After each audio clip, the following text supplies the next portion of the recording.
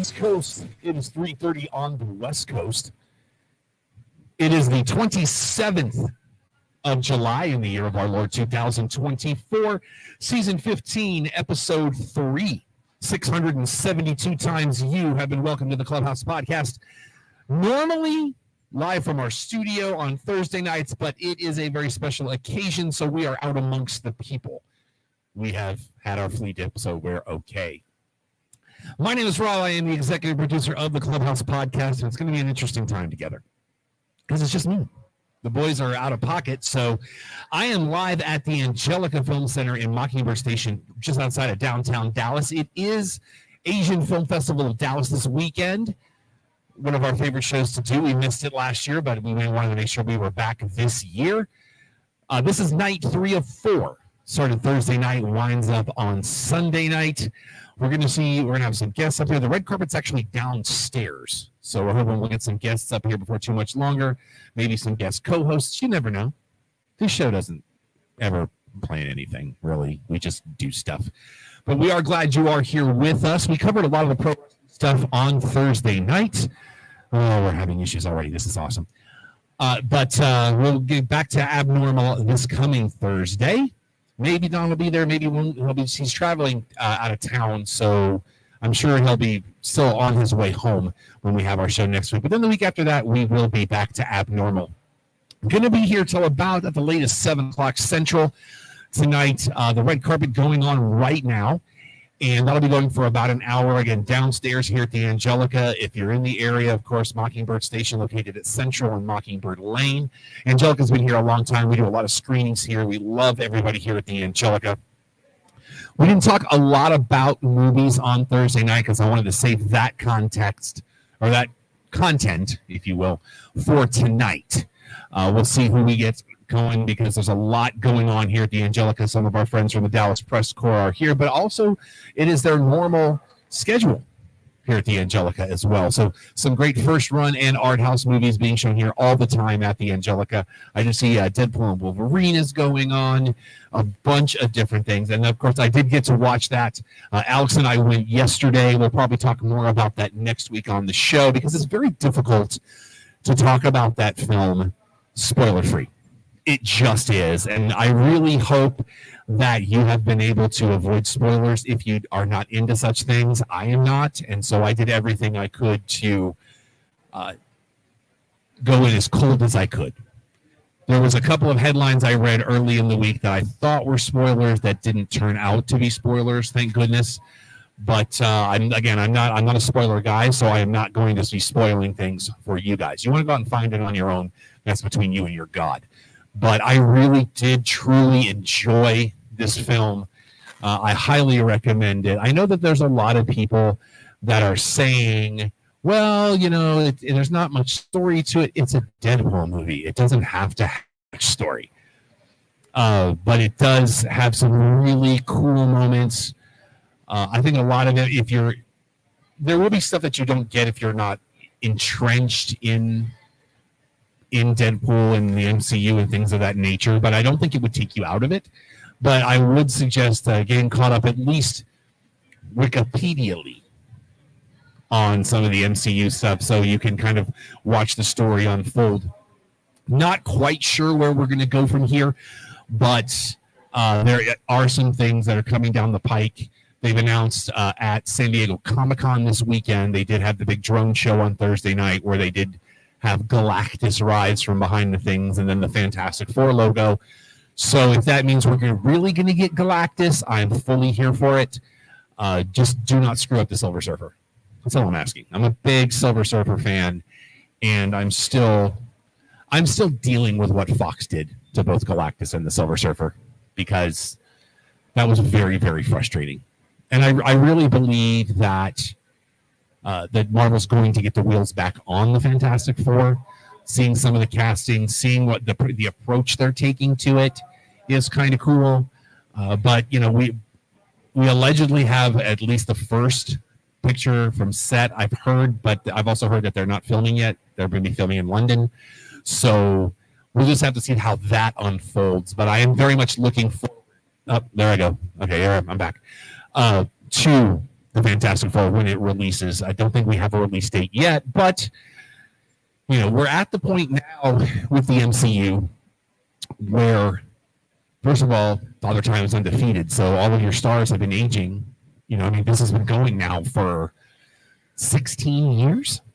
This summer, we just passed the 16th anniversary of Iron Man, so you've got to start looking. You can't really recast in some cases, even though you have the multiverse available. I think you're going to have to go a lot longer before you can recast some of those major roles. But you're going to have to go into the well a little bit, which, the first time they did that was rolling the dice with Guardians of the Galaxy, which worked out very nicely. I was a little nervous about that because I'm a fan of Guardians back from the 90s. But we also talked about last week on the show that the Russo brothers are now back for the next 2 Avenger films. So those guys know what they're doing. I'm hoping if they do Secret Wars, it's old school Secret Wars, but I'm not holding my breath. I think they're going to do the newer version because there's more story involved. I also think that if we do the older Secret Wars, you're going to have to retcon some stuff with Sony. But I think that'll be a good thing because that's what should have been done to begin with. But, who am I? I'm just a dude with a microphone. That's it. I am actually live at the Asian Film Festival of Dallas at Mockingbird Station at the Angelika tonight. The boys, unfortunately, not available. Both of them out of pocket tonight. But we wanted to see our friends, the Schuberts, and hang out with them, as well as some of our friends in the Dallas Press Corps that are here. This festival goes on every year about this time of year. We love hanging out at Asian Film Festival at Dallas, seeing some great films. I was looking at the lineup earlier, and this lineup is pretty strong. Some really cool films. There's some shorts. There's some student films that are being shown. Started Thursday night, goes through tomorrow night. Tonight's big film is The Guest. So that's coming up this evening. Let's see here. Let me go back as we look at the lineup because there's 2 films tonight. So let me, I'm going to pull that up in a different tab. So we're good there. You think I'd be more prepared. No, I'm not. We're going to wait for it to download because we're a little bit behind the curve. But there are 2 films tonight. We talked about one of the films that's playing here at the Angelika on the show Thursday night called Didi. And that looks like it's a lot of fun. All right. Oh, that's not the... No, I need the schedule, not the lineup. Come on, Rob. Use your head. You've already got the lineup out there.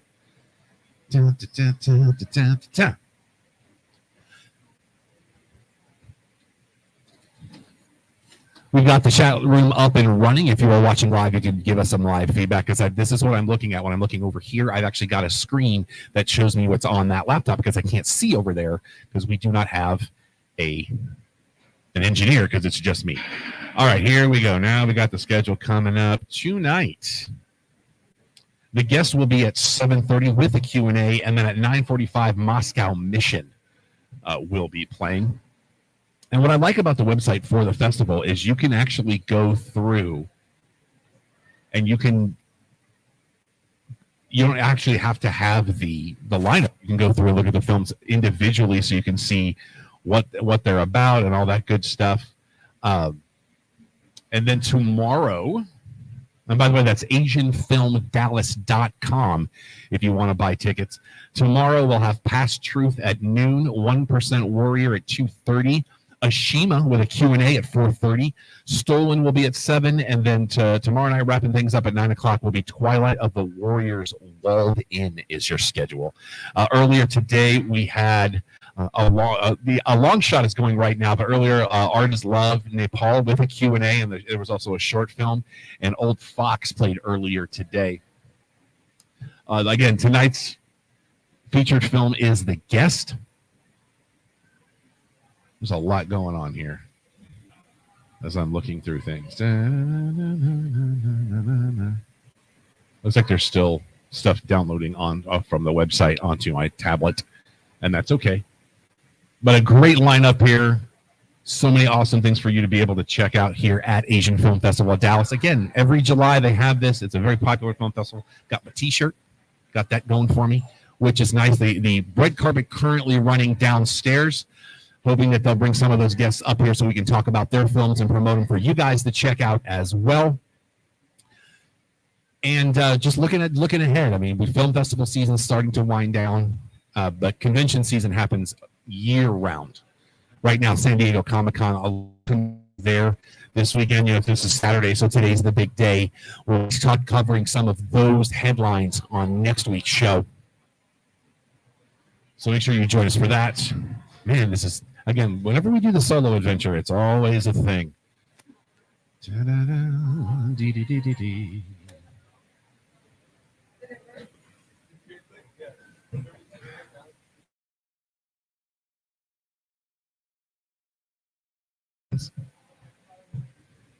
There we go, and I'm back.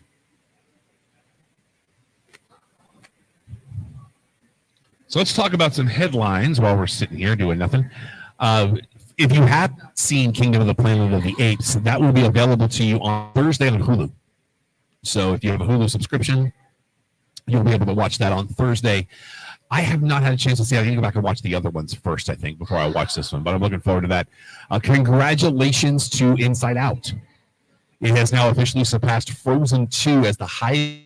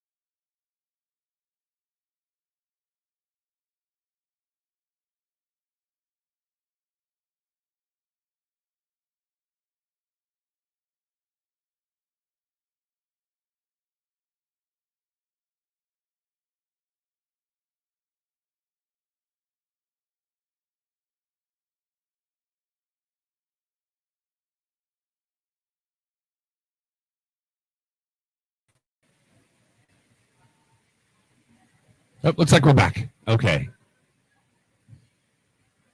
You guys may not have lost me. I don't know. I got dropped, but I'm using my personal hotspot now, so hopefully this will hold a little bit. There's a lot of people on the Wi-Fi here, so I'm trying to get that handled. But as we were talking about, Inside Out 2, passing Frozen 2 is the highest-grossing animated film in the history of ever. So strong. Disney is now starting to rebound. Summer movies are starting to get back to where they were. Very, very slow start to summer movie season, but things are picking up. One of Alex's favorites, Peaky Blinders, there will be a movie at Netflix. It was announced this week. Rebecca Ferguson is joining Cillian Murphy and that particular cast for the Peaky Blinders movie. And then a very strange announcement. There's going to be a new SpongeBob movie next year called the SpongeBob movie Search for SquarePants. And Mark Hamill is joining the cast as the Flying Dutchman. So we've got that going for us. If you are a fan of the SpongeBob SquarePants, let's see what else we got going on here.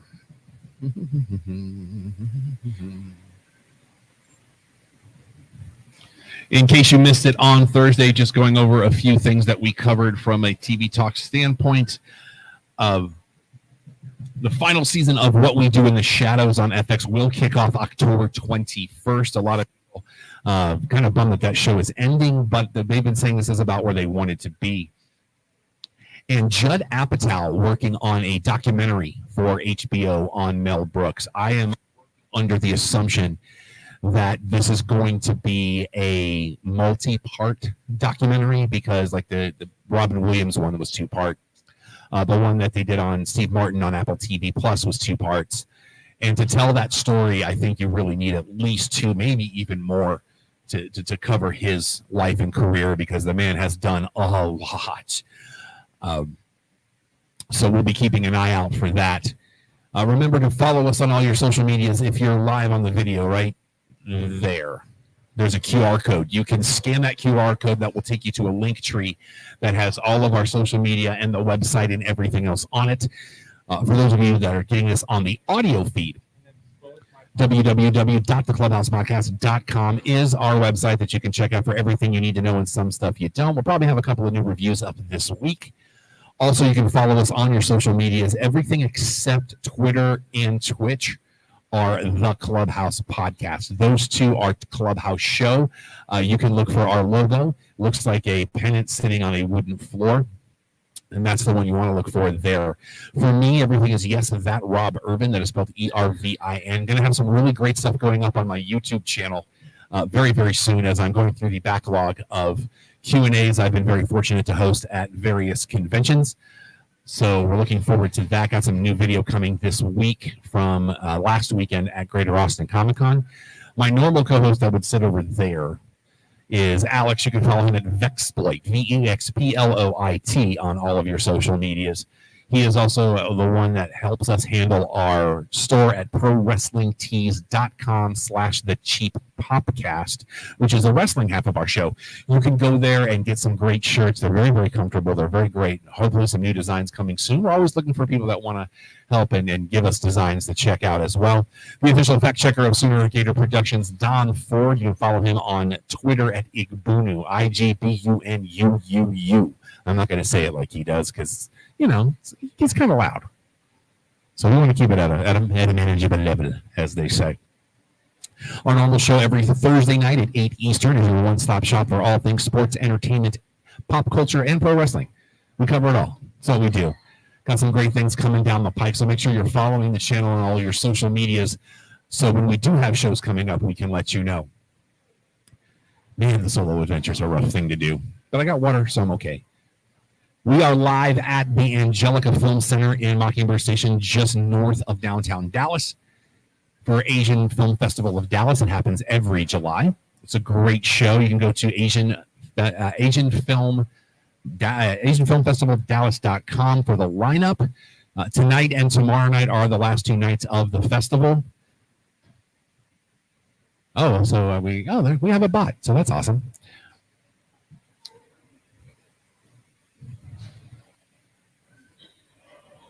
Can I do a thing with that? Let's see here. I cannot. That's unfortunate. All right.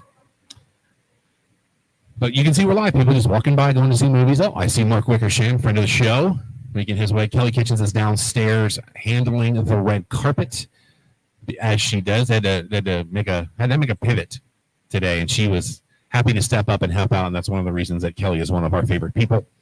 And they've got people that are going to bring some people up here. We've already had some great events here at Asian Film Festival of Dallas.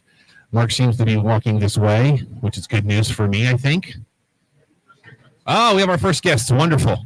I don't have to start. I'm not talking to myself anymore. Come on, have a seat. Let me move over here. Oh, we do have an interpreter. Awesome. Excellent. I'm sorry I don't have headphones for you.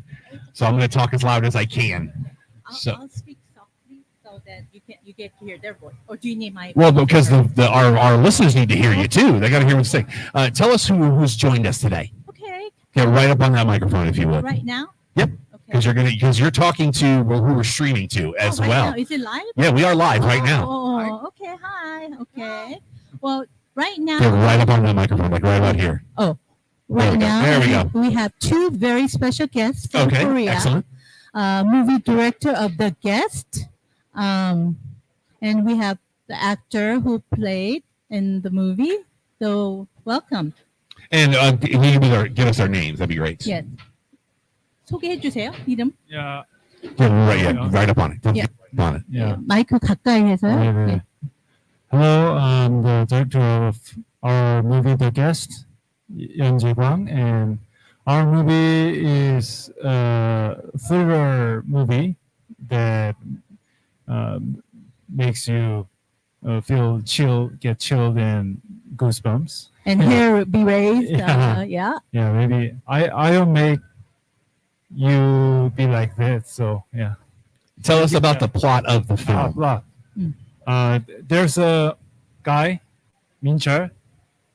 The character name is Minchul. Minchul he works in motel, really the 고립된 Like isolated, Yeah, confined. isolated. Okay. isolated motel, and he put on some spy cams He put a spy cam in many rooms for the money. Yeah, he threatened by some thugs. Yeah, to make some. He's receiving yeah, threats. Yeah, yeah. So he owes people some money, and so in order to make that money, he sets up spy cams in the hotel he Hotel works room. in. Yeah, Okay. Yeah. All right. Yeah. Forced by. Yeah. Forced by. Bad guy. Yeah, Mhm. yeah. Mhm. So, and someday, the mother come to the motel with victim, a girl, and he saw the killer tried to assault a girl by spy cam. So, and he and his friend called Youngyu get caught by that killer. Okay. So after that, they need to survive from that killer in that isolated motel. Yeah, that's the plot of our film. How much of the film Yeah. is seen? Because I saw a couple of screenshots from the Yeah. film. How much of it is on the computer screen with the spy cams, and how much of it is not? 영화 안에서 yeah. 스파이캠 화면이 얼마만큼이고 화면이 Yeah, 아니면 of course we made all of them. Yeah, because it'll be a problem when we get some videos from other from other sites or something. So we made it all. Yeah, 가까이. we made it all. Yeah. Korean horror films tend to be different than just about anywhere else. What do you attribute that to? What makes Korean horror films so different from everywhere else in the world? 한국 그 호러 무비, 한국의 호러 무비는 다른 영화하고 어떻게 차이가 나나요? Maybe there's a concept in Korea. It's called Han. 한. Yeah. I don't know. I can. How I explain Han? So Han is a Korean term. It's very specific and special to Korean culture. It kind of possesses the meaning of sadness, sadness, Yeah. 억압된. oppressed feelings. Okay. Just like it's kind of very unique. Because it definitely sets itself apart. It's very, very popular right now. It has been for a few years. How many times has the film been shown? How much has the film been shown publicly? 이 영화가 지금 얼마만큼 상영이 됐었나요? Our movie screened at Busan International Film 부산 Festival. International Film Festival Yeah. And last year and last year. last year. Last year. And this year, our movie screened at Udin Far East Film Festival. 우진? It's Italian Udine. Udin. Yeah, it's in Italy. And last week at the New York Asian Film Festival. Last week he was at New York. So this is the second time in America it's been shown? 미국에서 두 번째로 상영되는 거죠? Yeah, right. Yeah. How did it go in New York? 뉴욕에서는 어땠나요? Yeah, it was good, but actually I like here more because Okay. I'm experiencing southern hospitality. Okay. Yeah. Southern hospitality, yeah. Yeah. So Texas has been good to you so far. Yeah. What kind of things have you gotten to do? Anything fun? Yeah, we went to the museum and the parrot Museum. Oh, the Parrot Museum. Oh, the Perot. Okay, the Perot Museum. Yeah. That's a great museum. Yeah. Mhm. And we went to the Dallas Museum as well. DMA. Oh, the DMA. Yes, it's beautiful. And also we went to the zoo today. The zoo is great. Yeah. Normally it's a lot hotter here than it is right now. So you chose a good time. Yeah. Usually we say come in November, when the heat's gone. But it's actually been a very, very Yeah. calm summer for us. And which they is- got to try the Tex-Mex too. Oh, what'd you think yeah. of that? Yeah, really good. Yeah, I like Tex-Mex a lot. So we're doing a Q&A Yeah. tonight after the film. Yeah. Were you able to do a Q&A at the other festivals? At the at the Busan, Udin, and New York. Have there been any questions you weren't expecting? 기대하지 못했던 질문이 있었었나요? I really expecting now in here Dallas. Okay. Yeah. All right. 그러니까 약간 기대하지 못했던 그 질문도 있었었나요? 그러니까 이제 저는 이제 없어서 여기서 이제 기대를 하고. 그러세요? Yeah, at the other ones, were there any questions that you weren't expecting? That you know? 그러니까 저번에 Q&A 했었을 때 질문이 있었는데 Yeah. 없었어요. 다 그냥 Yeah. 질문이. I really expecting in here Dallas. So you're expecting a good one. Yeah, we've got a lot of great film fans here. So, how long did it take you to shoot the film? Shooting day was 17. How long did it take you to do the shooting? 1 month and a half. That's not bad. Yeah. About 6 weeks. Yeah. Okay. Yeah.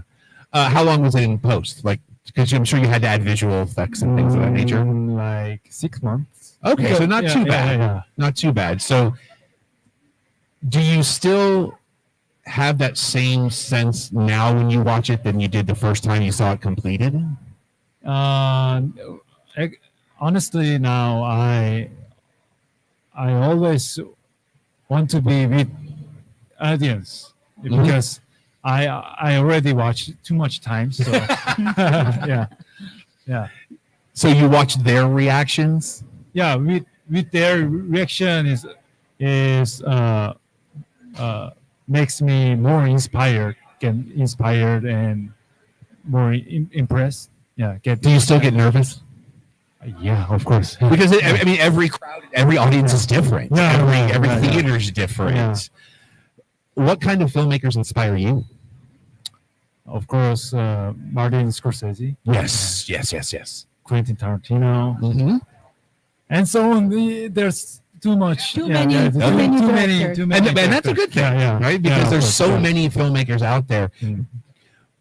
When you need inspiration, is there a certain film that's your go-to? Is there a film that you can never watch too many times? It depends on Because I know you made a horror film, but is that the genre you gravitate to, or is there another genre that you prefer? Because I'm not a horror guy. I don't like being scared. So actually, I like all genres. Okay. Yeah. So, when I get an ideas about this film, it was just there. Yeah, I was like, maybe horror film would be nice. Okay. So, yeah. for you, my friend, Yeah. we got to ask you questions too. Yeah. Getting ready for the screen tonight. How are you feeling? 기분이 어떠세요? 이제 곧 영화를 상영할 건데. 이렇게 완전 지구 반대편에서 또 찍은 영화가 상영하게 돼서 굉장히 떨리고 또 이제 한국에서의 반응과 달리 또 어떤 반응이 있을지 좀 궁금합니다, 많이. You know, like across from the world, here we are, we're screening our film, and it's like I'm a little nervous, and also I'm kind of looking forward to the response of the audience here. Since you've already watched it once in America, how does that crowd change from overseas to here, or do you feel it's like it's kind of the same? 혹시 벌써 상영을 했었잖아요. 네. 그래서 그때하고 여기 미국에서 반응은 어땠고 어떨 것 같습니까? 반응은 되게 좋았고요. 이탈리아도 좋았고 미국도 좋았고, 근데 또 이제 달라스라는 지역은 또 다른 색깔이어서 그래서 또 어떻게 보실지 또 다를 것 같아서 기대가 됩니다. So far, all the responses has been really positive, but here, Texas, is a little bit different. So I'm looking forward to the response here, how the audience will respond. When you found out your film was going to be the feature film tonight, what was your reaction when you guys found that out? 여기 영화제에서 추천된 영화로 상영이 되니까 그때 소감이 어땠어요? Of course, I'm so honored. Yeah, because yeah, actually, my short film won the prize in here Dallas. Oh, really? Yeah, in 2019. Yeah. I think I don't know if we were here. I think we were here that year. Yeah, Alien. Yeah, Alien, it's right? called Alien, and so it's an honor to me because my film was here and won the prize, and now my first feature film get invited here. That growth. Yeah. That's pretty great. Yeah. So you get that call, hey, we're going to make your film the feature film on night 3, and you're just like, your brain had to melt because it's just like, wow. I think that's awesome. I think it's great. How long do you think will you do Q&A after the film tonight? Because you want people to get here so they can get seats. 길면 길수록 좋. How long? How long will the Q&A run after the film? Q&A 보통 한 얼마 동안 하세요? Like 30 minutes. Okay. Maybe. Yeah. Okay. Yeah. You want to talk about anything that you're working on now or got coming up? 현재 하고 그러니까 Yeah. 지금 작업하고 계시는 영화가 있으신가요? I'm writing some screenplays for like one of them is drama for like streaming services, and one is a genre movie. Yeah, it's noir. Oh, I love film. Yeah. I'm a big fan. Yeah. Yes. Yeah, I'm doing that now. Yeah. That's cool. How about you, my friend? What have you got coming up? Anything you want to talk 지금 about? 미래에 계획되고 있고 지금 하시고 있는 영화가 저도 있나요? 이제 뭐 다음 달부터 다른 영화를 또 들어가게 되고 앞으로도 또 공연도 하고 있거든요. 그래서 연극도 하고 I 영화도 perform 하면서, and then I will be working on films too. Anything that he wants to talk about specifically coming up? 혹시 조금 더 디테일하게 공유하고 싶은 거 있으세요? 지금 하고 있는 작업이나 뭐. 다음 달에는 저는 한국 사람인데 일본에 가서 다른 아시아 지역에 가서 이제 다른 나라 이제 일본 분들하고 같이 영화 작업을 하게 됐고요. 영화 작업이요? 예, 한일 합작 영화를 Oh wow. 찍기로 됐어요. Actually next 다음 달이요? 네. Next month he'll be traveling to Japan and he'll be joining with the group from Japan and actually he'll be working on another film. Oh, wow. Wow. That's awesome. Where does the film go from here? Have you got any more festivals planned? 또 Actually, it's not 아직 결정은 안 됐고 한국 개봉 준비를 네? 한국 개봉 준비를 하고 있습니다. Actually, so now he's kind of getting ready to have for his film to be released in Korea. Okay. Mm-hmm. So it looks like we're getting the high sign. Is there any websites or social media that you guys want to put out there so people can follow you? 소셜 SNS 뭐 웹사이트 공유해드리고 싶은 거 있으면 지금 그래서 사람들이 팔로우할 수 있게 영화는 아무거나 뭐 다 주소 인스타그램 아무거나 영화 뭐 웹사이트 근데 포스트를 많이 안 하는데 제가 포스트를 많이 안 하는데 he doesn't post a lot. Well, we know tonight, 7:30. 7:30. If you're in the area, come on out. It's going to be the feature, and there'll be the Q&A after for the guest. Yeah. Thank you guys so much for coming and sitting down.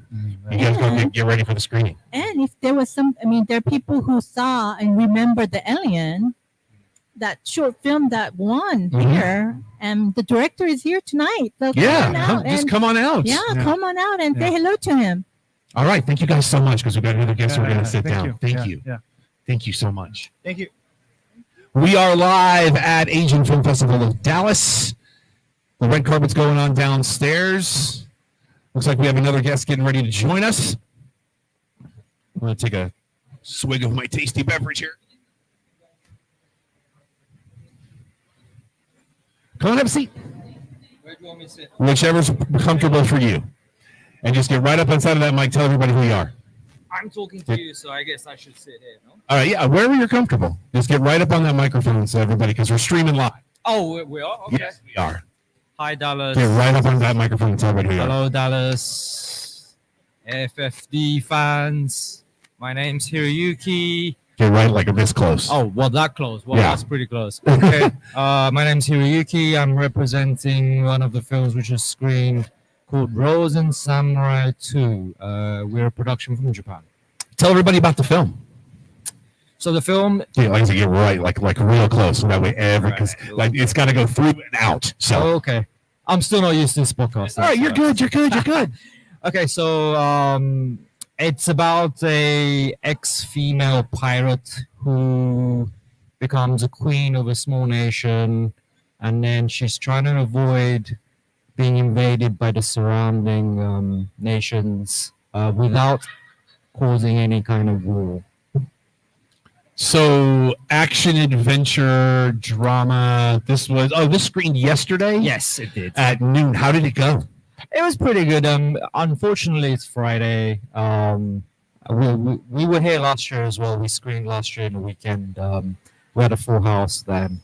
This year, obviously, it's Friday during the week. It wasn't as packed as last year, but it's still everyone who was there enjoyed it. So, How many times has the film screened now? but this year, In general. well, no. This was the US premiere.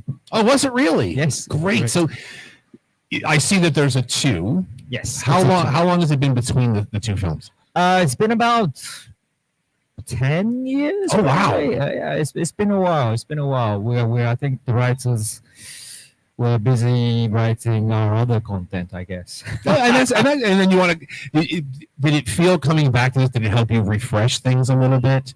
Like were you at a point? It's like, you know what, let me go do this for a while, and then it'll help me with the other things I'm doing. Or did you just kind of go, you know what, let's do another one? Well, I think the writers were like, I mean, we have a couple of writers who write for us. We always tend to have kind of at least a couple of years, maybe even 3 between 1 and 2.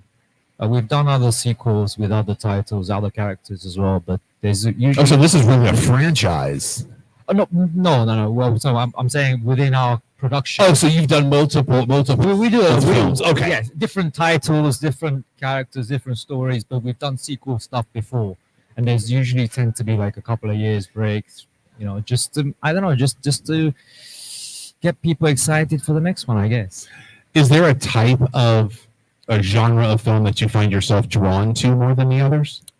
Well, yeah, it's I don't know. So some of you have probably seen our content at AFFD before. We've been here 4 times, I think. So our content is a little bit different to a normal movie. Mm-hmm. How so? So basically, most movies are obviously shot in a studio, locations, Mhm. outside, whatever. But our content is actually completely shot within a live theater performance. Oh, wow. So That changes the entire dynamic of things. it's a very, very, like I said, some of you have probably seen it before. I've bumped into multiple people this year saying they couldn't come and they really wanted to watch it. But so yeah, it's a little bit different. So the way it's shot is like we have an average between 18 to about 24 HD cameras Oh, gee, at one shooting time? at one time. In a theater setting. Correct. So you can imagine, people who makes movies can imagine how much work it gets put into this whole production. And then we actually, because it's live, it's not shot for the camera. It's actually live with audience. That was going to be my next question. So Yeah. there's a live audience. So it's not like, all right, let's just do another take. So there's no cuts. So it's a complete. So is it one One take. performance? Right. Oh, so everything's live as there's no, okay, well, we'll just do another one tomorrow night. Oh, so because it's live, obviously, we're all humans. Sometimes they'll make a mistake, whatever. So to avoid us not having the content we need, Uh-huh. we take it twice. Okay. So you can imagine having because our content is pretty long. It's like 3 hours. So I saw that it was scheduled for 3 Yeah. hours yesterday. so you can imagine having like 18 to 24 3-hour tapes. I don't want to be the person editing this. Right. So you record it all at one time, edit and post then? Yeah, so everything else Okay. is exactly the same as a normal movie. So the only difference between our content and a normal film is the way it's shot. The rest, it goes through the whole post-production process. Obviously, the VFX, Foley, sound remix, the Rosen Samurai 2, which we just screened this year. We did the sound in Abbey Studios, London. Oh, that's one of those buildings you walk into and like, Yeah. you can feel the history when you walk in there. Yeah, so you can actually imagine the quality of the sound that comes out of Absolutely. so yeah, we do put a lot of work into our production so that the people who come and watch it can actually enjoy it Live orchestra.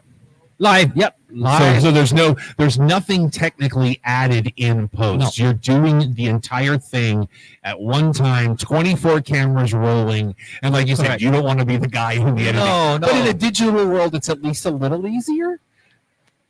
I think it's easier now than maybe 30 years ago. Fair, also fair. I can imagine, but we've been doing this and for that's 20 every years. production you guys do, Right. not just to this one. No.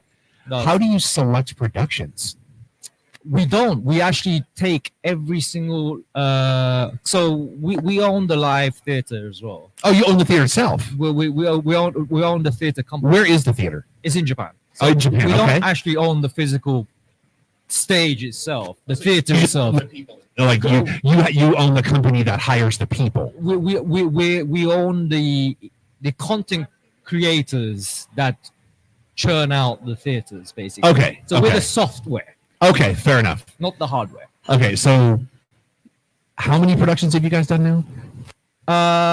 We've been doing the live performance for over 45 years. So we are one of the longest running live theater companies in Japan. We're actually one of the biggest and the most famous in Japan as well. But the movie side, we've been doing it for now 20 years. It's actually our 20th anniversary this year. Oh, congratulations! Thank you. So What yeah. what made you decide? Hey, let's do this on film. Okay. So as I explained earlier, that we're pretty big, we're pretty famous, Mhm. and we're kind of pretty popular.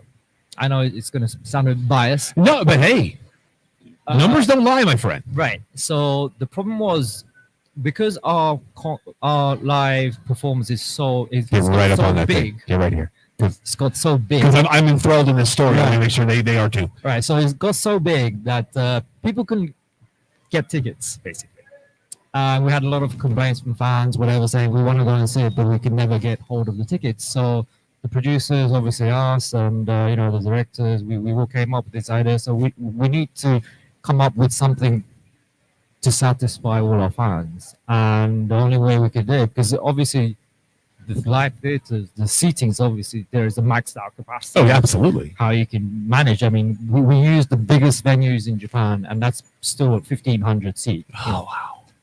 So we came up with this idea that maybe it might be interesting to make it into a different format, i.e., through a screen, and that's how we came up with it. They're giving me the high sign, but before you go, Yep. I always like to make sure we do shameless self-promotion.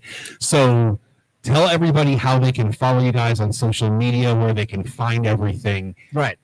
So our brand on the movie side is called Geki Shine. So it's Geki in Japanese is theater. Okay. Cine is obviously movie. Cinema. Okay. So it's our brand is called Geki Cine. GEKICINE. If you Google that, most of the time it'll come up. So you'll be able to watch it. We used to have our content on Netflix until end of 23, but we took it down. Now we're trying to work with local, kind of each country, local territory people. Okay. So now we're definitely looking for somebody to work with in the US. So yeah, if anyone's willing to take us on, Reach out to these guys. 'Cause this sounds fantastic. Let us know. Thank you so much for sitting down. Thank you very much for having Enjoy us. the festival. That was Rosen Samurai Thank 2, Return of the Pirate Queen. Check it out. Thank you very much. Thank you. This is the Clubhouse Podcast. We are live at the Angelika Mockingbird Station. Why am I phasing? We'll just do this and see what happens. There we go. And this is Asian Film Festival at Dallas 2024. We are covering the red carpet, still going for about another 15 minutes. Trying to get our guests, thank you so much. Get our guests to come join us. I try to get the. Y'all come on. I'll come and sit down.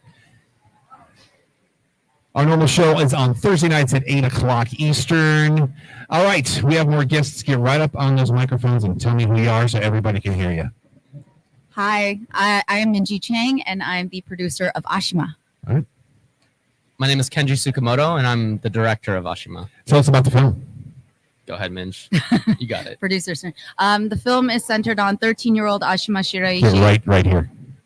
The film There we is go. about 13-year-old rock climber Ashima Shiraishi, who is not 13 anymore, but this is when she is 13, and she's attempting a very huge climbing feat, and it's kind of a year in her life and her relationship with her father. How long ago did you shoot it? Because you said she's not 13 anymore. When did we start filming?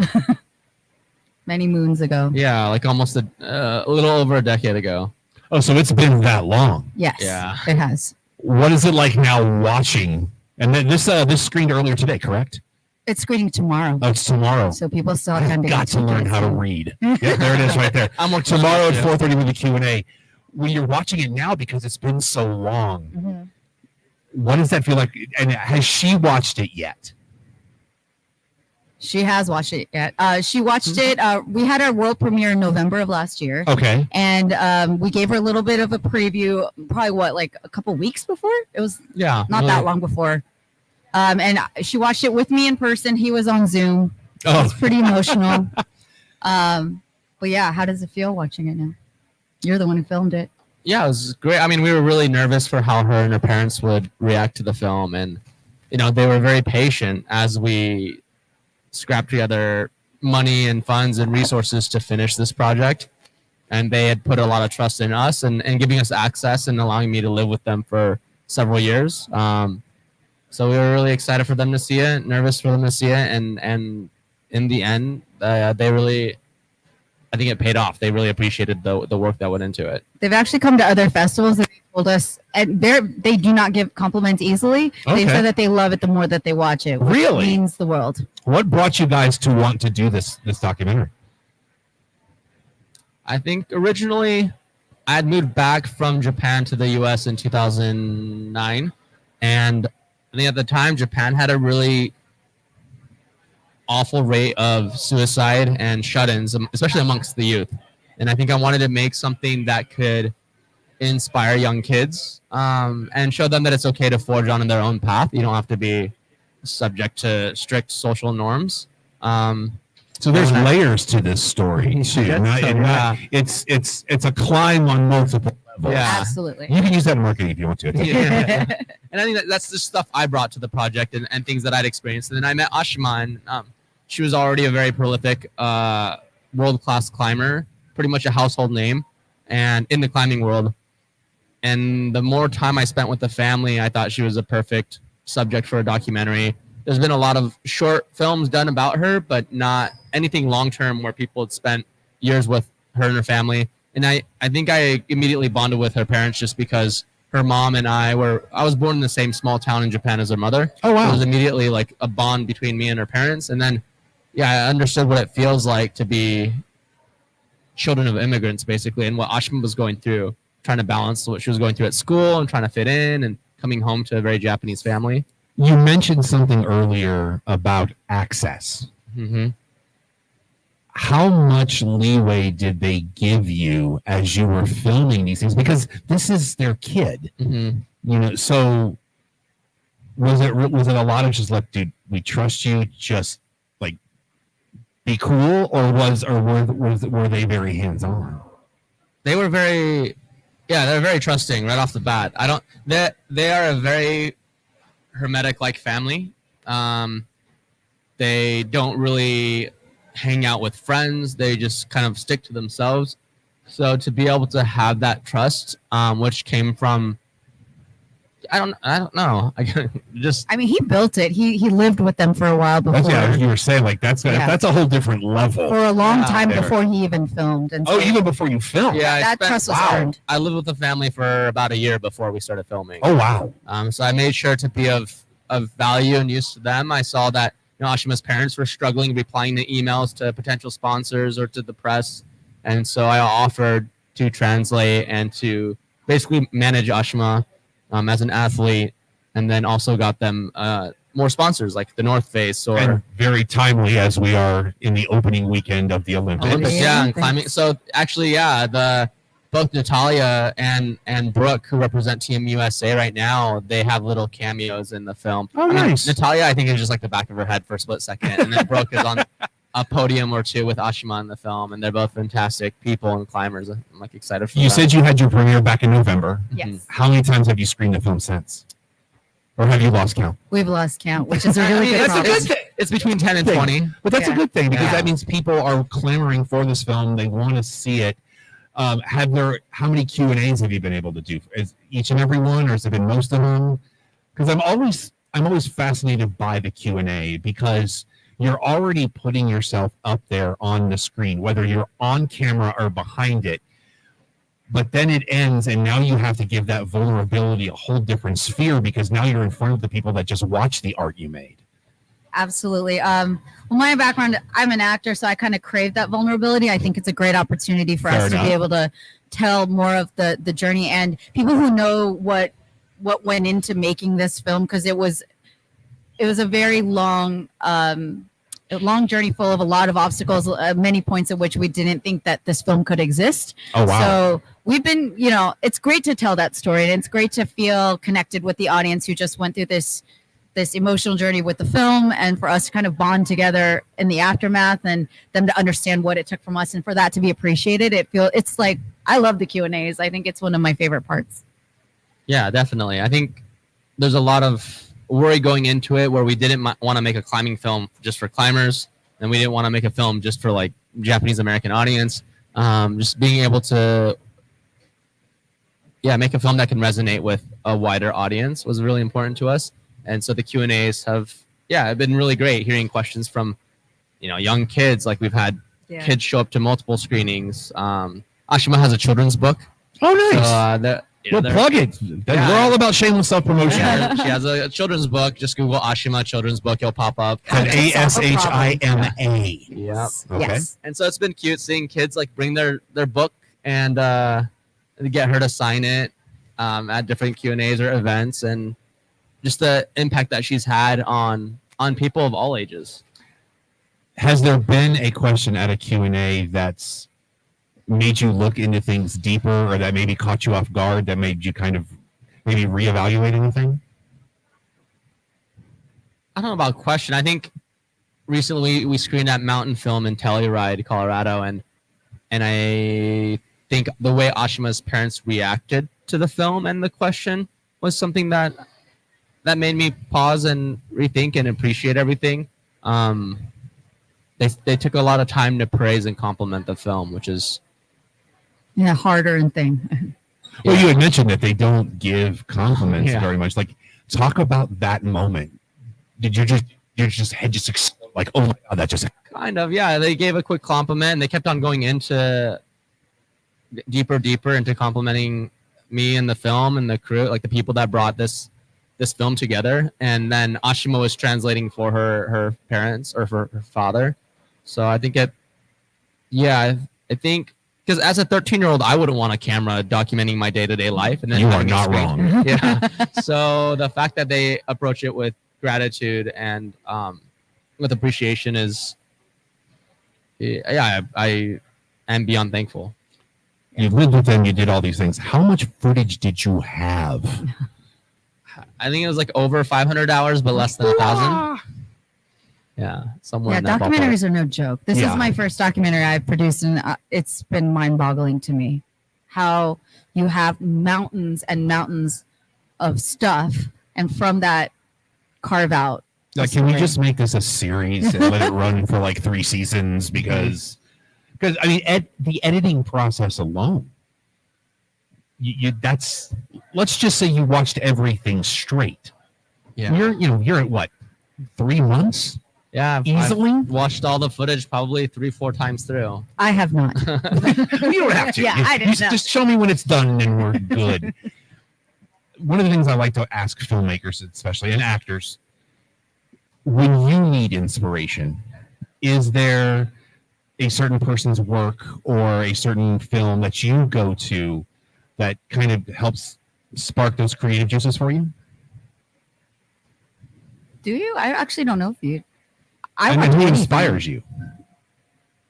I mean, me going into this film before I started shooting, I think when I was creating like my pitch deck or vision board, it was Miyazaki definitely is an inspiration just because I grew up, not having a lot of screen time growing up. My parents were very strict about that, but we were allowed to watch like Ghibli films. So Which here at the Angelika, they show all the time. that's They amazing. do at least one, if not 2 festivals per year of all the Ghibli stuff. Nice. And that's why it was important for me to capture Ashima at the age she was at, which is very similar, reminiscent of like a Chihiro in Spirited Away. A strong female protagonist, and then like Ozu. So like but I'm mostly inspired. The thing that I love about documentaries is, though I spent a lot of it, many years just filming on my own, the post-production process was a very collaborative process.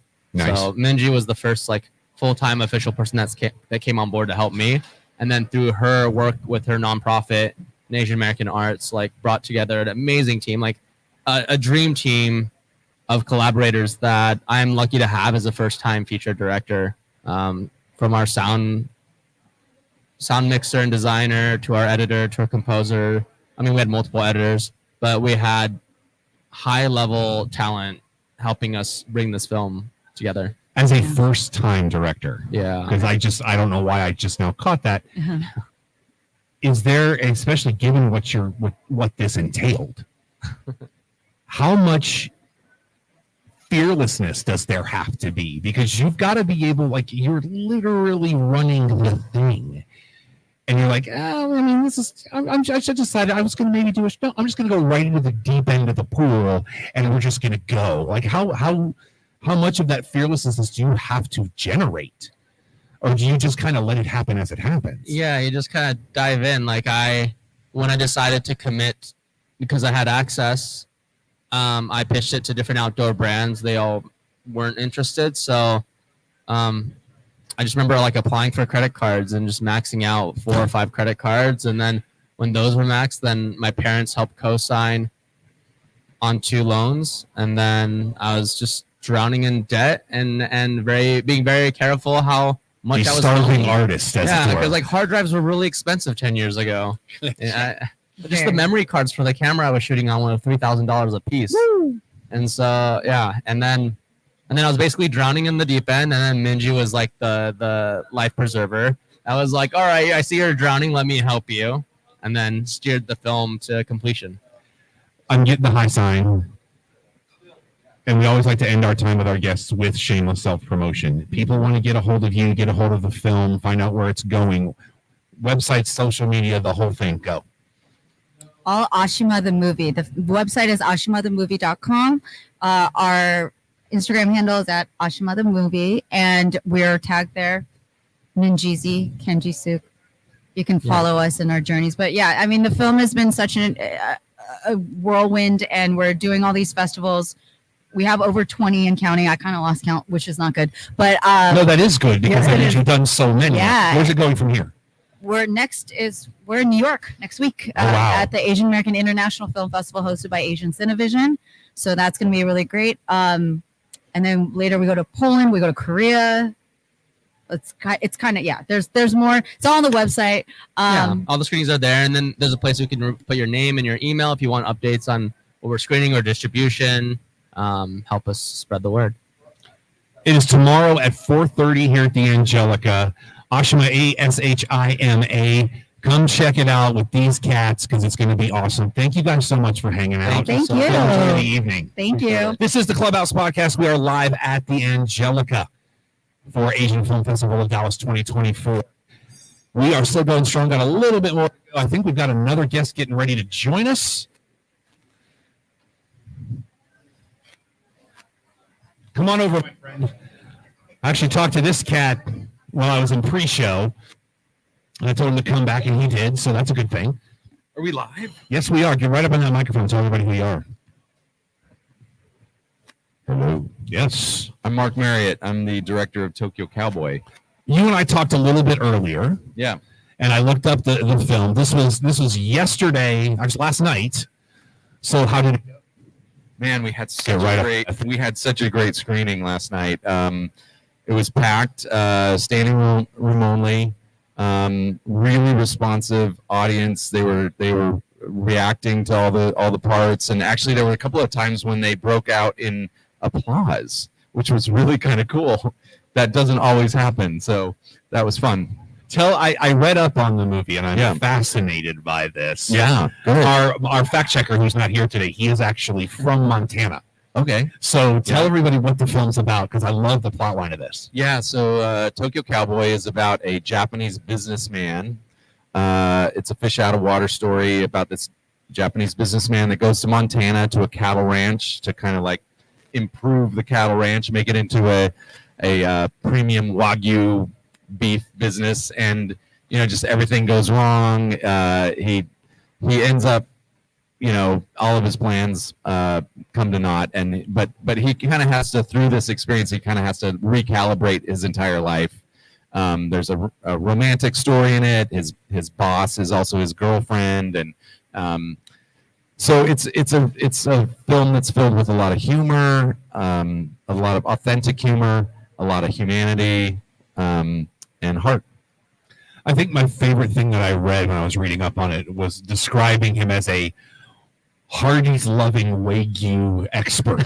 Yeah, Which I was like, I'm trying to wrap my brain around that. so that's the guy that he brings with him, who's played by Jun Kunimura, a well-known actor from Japan that's been in a bunch of U.S. films, a Tarantino film and a Scorsese film.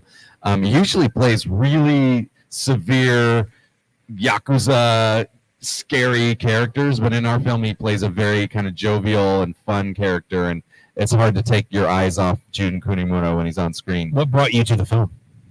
This is my first feature film, and it's an idea that I was with me for many years. I had lived in Japan when I was younger. I also did an apprenticeship with a Japanese film director named Yoji Yamada, who's like a national treasure. He's in his 90s now, and he just released his 90th film. Oh, wow. And in fact, he had his latest film at the Hawaii International Film Festival with mine. And that was a really cool kind of full circle moment to have my first feature film in the same festival as my mentor. But around that same time, I read an article in Outside Magazine, and then the title of the article was Samurai Slickers. And it was about a ranch, a real ranch in Montana owned by a Japanese company, and they would send workers over from Japan to learn ranching, and they become Japanese cowboys. And I just thought, that's a movie. Like, that's a really interesting clash of cultures and an idea. And I think also, just the kind of the twist of normally the fish out of water stories that we see here are stories about an American going to a foreign culture. Mm-hmm. And here's a twist on that, where it's, a Japanese person coming to this foreign culture of the American West. And I just really loved that idea. And it really is a film about bridging these divides between cultures and people, and kind of becoming connected. This is a character that's not really connected to anything or anybody, and doesn't really realize that he's not very happy in his job, but he's not. And he has to completely recalibrate his life. How many times has the film been shown? It's a good question. Well, see, it's in You theaters. mentioned Maui. It's in theaters in Japan right now. Okay. So it's been shown a lot. Okay. Fair enough. It's been in 25 film festivals, and I've gone to most every one of those. It just premiered in Europe at the film festival, the Galway Film Festival in Ireland.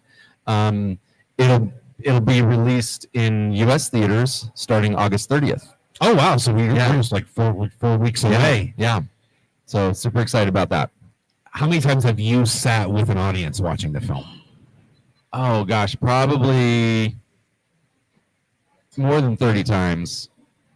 Do the butterflies still hit you right before the lights go down? Not really, but I love seeing how audiences react, and so that's still fun. I still enjoy watching the film, and I still kind of get emotional in the emotional parts, and like it's still like watching it last night was really fun for me with an audience. Have there been any beats into the film? Come sit down, sir. Have there been any beats to the film that got an unexpected reaction from you that maybe continued to afterwards, that you weren't, that when you were doing it, you're like, okay, this is a thing. And then when you're like, oh, this went a different way than I expected. It's a good question. I don't know if different, but like the Japanese audiences react a little bit different, during some of the funny parts, but they definitely react to a lot of the same parts, but some of the different ones too. So yeah, it's kind of interesting to see how the humor hits with a Japanese audience as opposed to an American audience. But yeah, I'd like to introduce you to my friend Mark Walters from BigFanboy.com. Hey, who's been he's welcome. Very happy to have you here. Originally I was doing the show by myself, so I had to call in the lefty. Went to the bullpen. You called me the closer. Yeah, there we go. Yeah. So, with the film getting distributed in America on the 30th, do you still have any film festivals that you're going to, or are we just kind of on the home stretch at this point? Kind of on the home stretch. Yeah, this was maybe one of the last ones that I'll travel to, because the next thing is we're going to have a premiere in New York at the Japan Society on August 15th. We're going to have a premiere in Los Angeles on I think it's the 27th at the Japan House. And then we get released in theaters on the 30th. So I've got some other travel to do, but not in connection with other festivals. There's a festival in Taiwan that has reached out to us and it programmed the film, and that's not till October. Oh wow! But, it'd be really fun to go to Taiwan, I think. Oh yeah, I mean, anytime somebody wants to fly me to a different country to show a movie, I'm here for it. Yeah. Since it's already gotten releases other places. Yeah. August 29th. Yeah. What is it like that first weekend? Do you watch the numbers? Do you wait for the numbers? Oh, yeah, because that's something I've always been intrigued by filmmakers. Like, if I were a filmmaker and my film was about to get released, and Mark and I talk about this quite a bit. Yeah. I don't know that I could watch the box office numbers till like Monday morning, because I think it would like overtake me. Well, and I gotta sleep at some point. But that's a little bit of the paradigm of the day and date release, right? Whereas this film really needs some time to find its audience and grow through word of mouth. That first weekend is really, really important. And actually, we're gonna do several Q&A events in Los Angeles and in New York where we'll have our theaters. And it's very important to get a very strong per screen average that first weekend so that we can expand to many more theaters the second, the third week, the fourth week. We hope to be in theaters for 3-4 months. But we'll see how it goes. So like I'm going to be really involved that first weekend to make sure that we have people in the seats and reach out to every network I have and just make sure that we have a really good, solid opening weekend. How does the Texas crowd compare to other ones like Maui overseas? Because there is an element to it. Yeah. We are the South. Even though you're in Big Sky country, there are some similarities. How did the Texas crowd compare? Yeah, there's some things that hit even more, I think, to home. There were several people last night that came up that told me that, they grew up in rural areas on a farm or on a ranch, and there's some themes in the film about the ranch life and some like developers coming in potentially and like taking over a ranch or developing it into something else, and so it hits home, and a lot of people really have resonated with the film. It seems like in like Texas and when we were in Kansas at Tallgrass, that was another one. And in Montana, we We had a sneak preview of the film. How was it received in Montana? Oh man, it was so good. It was in this big classic theater, and our best screenings have been in these big old classic movie houses that are packed, where people are kind of like shoulder to shoulder. Like these. I don't really actually enjoy the experience, the theater experience, in these ones where you can order food and your seat is like far away from everybody else, and there's fewer seats because they're bigger and they're so comfortable that you're going to sit back and like fall asleep potentially. There's just not the same feeling. You like that 18 inches between I armrests? love these big theaters, where people are packed in, and that's what it was last night. And people really feed off each other's energy. They one person starts laughing. There was somebody in Hawaii that had the most amazing laugh, and that person, because they were laughing so interestingly and over the top, like it made all of us giggle. And you're just like, thank you for being my here. gosh, We it was take so that guy good. on the I screen. seriously want that guy in every screening. My actress Ayako's looking over at me like, oh my gosh, this is hilarious. Yeah. So we want to let you go enjoy the festival, but before we let you go, we always like to do shameless self-promotion. Okay. After today, where can people find you? Where can people find the film, website, social media, the whole night? Yeah. So Tokyo Cowboy Film on Instagram, and Tokyo Cowboy Film on is our website as well. We released the trailer for the film just like 3 short weeks ago, and it's like up to 210,000 views. Nice. That's great. So it's doing really, really well. That's like 215,000 more than we get. So that's pretty good. Yeah. So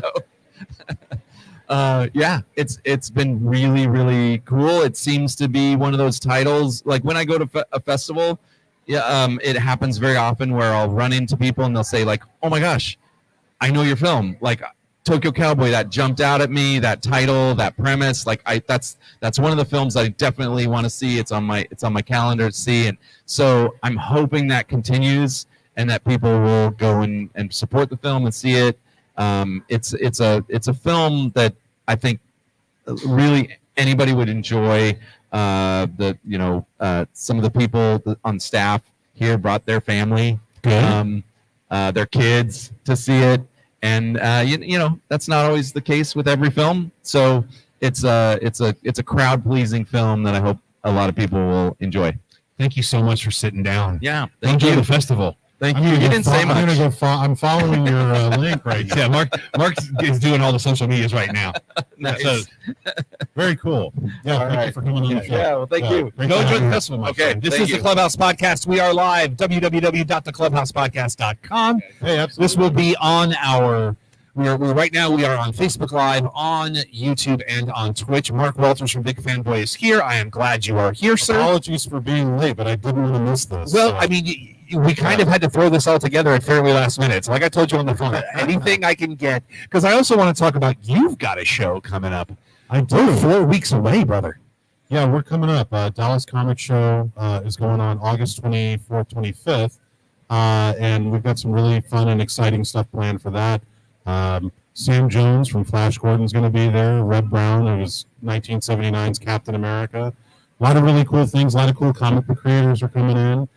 Some great anime voiceover actors and whatnot. But DallasComicShow.com. Some new, some regulars, which I'm very excited about. A couple of them we haven't seen in a while at one of your shows. A couple of new faces that we've never met before, so I'm excited about. I'm always excited. That's the thing. It's like I like having people come back, but I also like getting to meet the new ones. And so, because I always think like, well, once we meet them and once we have them, now they're family, and then they can come back whenever they want. So, which is very much kind of the vibe that you get from this festival. When you come to AFFD, like everybody here, it feels like family. Like all the people that are working it, you've seen a lot of people walking behind us as the show's been going on. A lot of these people, they come back to every single event and they love being here. They love being a part of it. And it's very much what I would call like a local beloved event. Well, we talk about like you have your family and you have your con family. Yeah. Things about to fall. This is like very slowly like. But this is, but we also have our film festival family too. Yes. Because and then we only get to see maybe 2 or 3 times a year. Right. And Like I love coming in downstairs and seeing Kelly Kitchens on the red carpet. one of my favorite humans. Yeah, it's like 'cause we don't always get to see these people all throughout the year, so it's great to be able to have those opportunities to kind of see them again and say hi, and it's like coming to a family dinner. Only there's no dinner. I'm hungry. Where's the food? Oh, I'm getting over myself. This week I did not envy you because you had to review Deadpool and Wolverine. Yes. I saw it yesterday morning, and I said I'm so glad I don't have to review this film because how do you without spoilers? Because I'll apparently tell you what I major did. outlets were spoiling it Thursday yeah. night, and I was like, "What are you doing?" Yeah, the spoilers were all over the place. And so what I did was, and I actually started my review with a small paragraph, and I said, all right, guys, here's how it's going to work. Because this movie is so filled with spoilers, I'm only going to talk about what's in the trailers. So if it's in the trailer, I am going to discuss There's it. so much that's not. But if it's not in the trailer, I'm going to save that so that you can experience it on your own. And to me, that's the best, smartest, easiest way to review that film. But man, it's hard writing a review like that.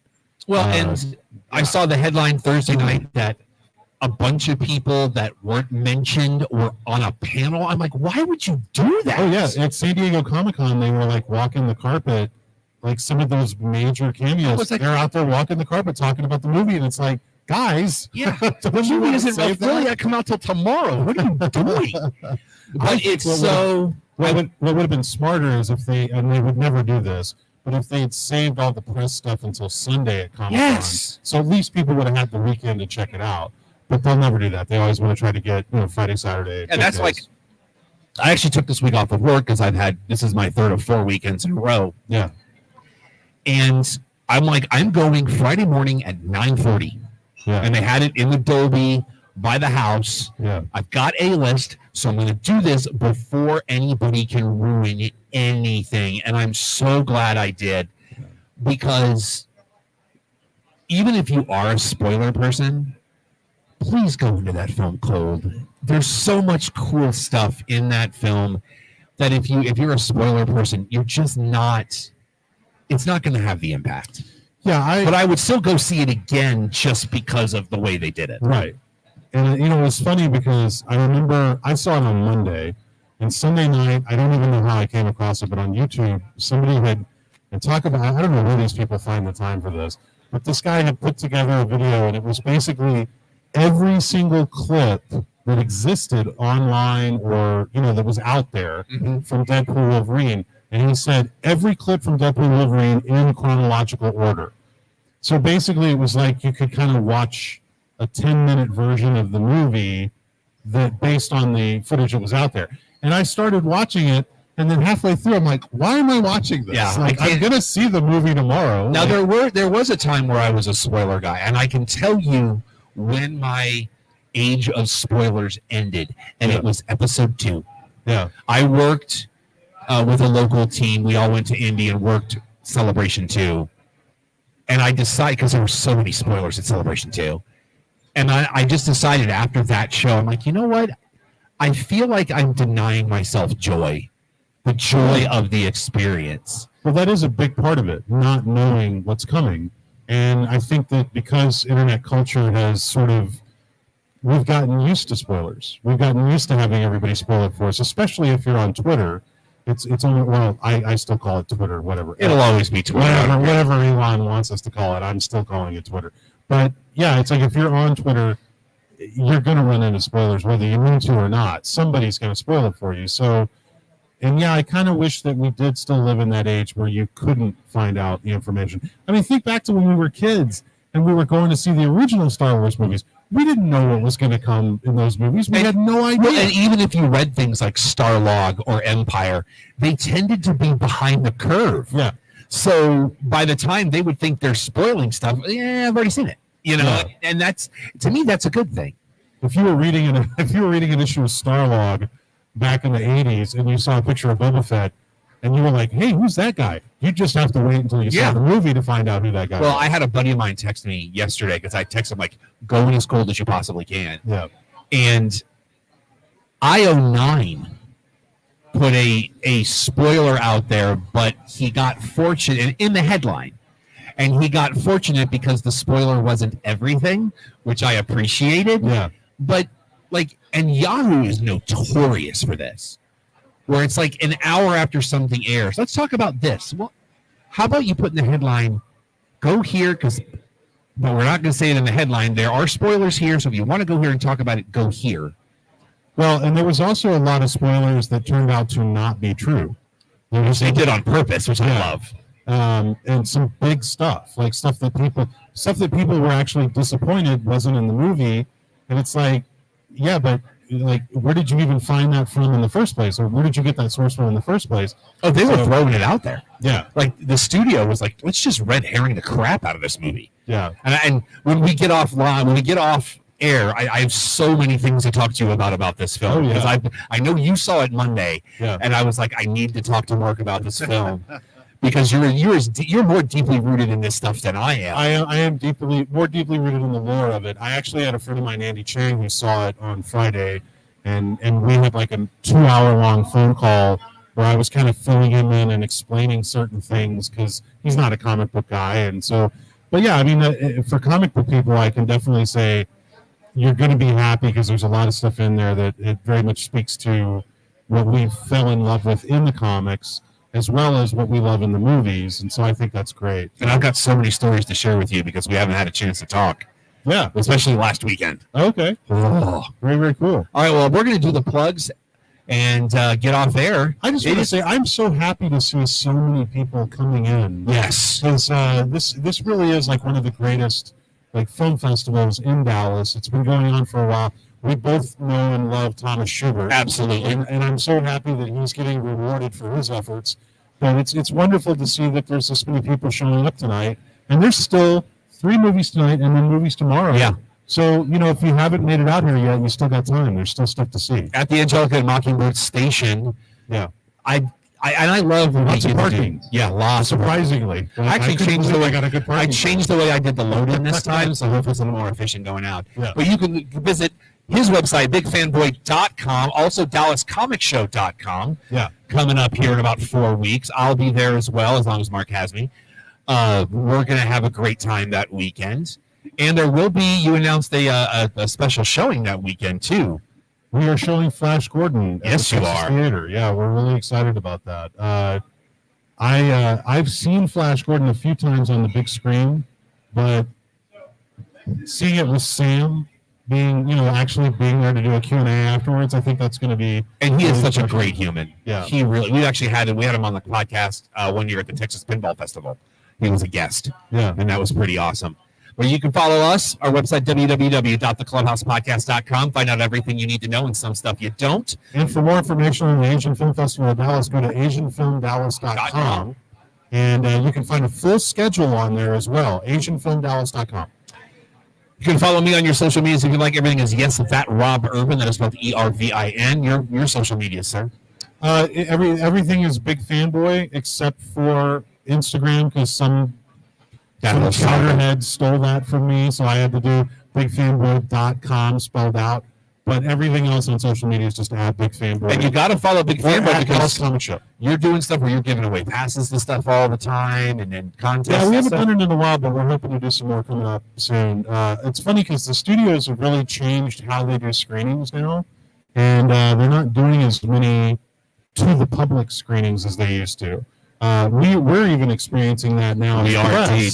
Mm-hmm. Like there was a screening for a movie that I think we both really wanted to see that they didn't screen for press. They screened it for influencers, Don't get me started. but not press. So, But that's why I'm glad I have AMC A-list, because I get 3 movies a week, and if I want to Yeah. see it bad enough, Stonebrier's right by the house.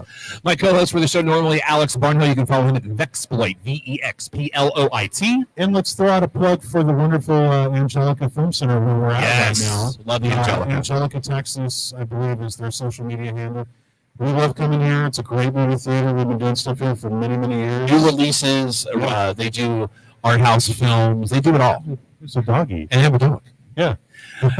Also, Alex is our purveyor for our ProWrestlingTees.com shop. If you just go to ProWrestlingTees.com /the cheap popcast, we got some great designs there. The official fact checker of Sooner Gator Productions is Don Ford. You can follow him on Twitter at Igbunu, IGBUNUUU. You can also, if you want us to come do this for you at your establishment, email him, don@theclubhousepodcast.com for details. We love doing live remote shows and hanging out with the Empire. You can email me questions, comments, concerns. Tell me to go pound sand. I am rob@theclubhousepodcast.com. And if you're watching the video, there's a QR code. It's right there.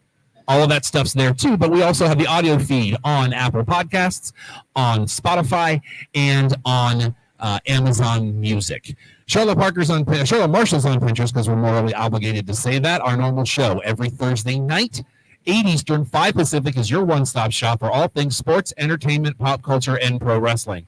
So until next time, for Mark, for the Empire, I'm Rob. Brittany Palmer, she said she had a photo shoot today, sat there for like 6 hours and just hung out because she's just living the dream, bro.